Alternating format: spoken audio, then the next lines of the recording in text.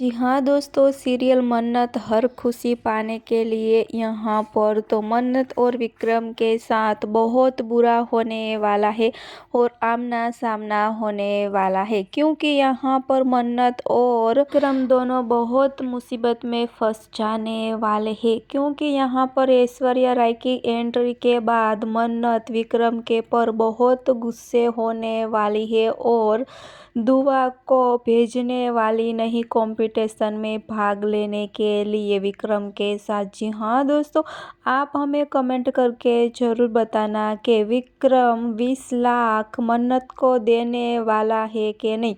लेकिन यहाँ पर तो ऐसा सीन देखने मिलने वाला है कि मन्नत बहुत परेशान है और विक्रम 20 लाख मन्नत को देने वाला है अपनी माँ की जान बचाने के लिए। जी हाँ दोस्तों, आगे धमाकेदार ट्विस्ट मिलने वाला है। आगे देखने के लिए जुड़े रहे, सब्सक्राइब और कमेंट करके हमें ज़रूर बताना कि मन्नत और विक्रम की जोड़ी आपको कैसी लगती है। फिलहाल लिए बस इतना सा।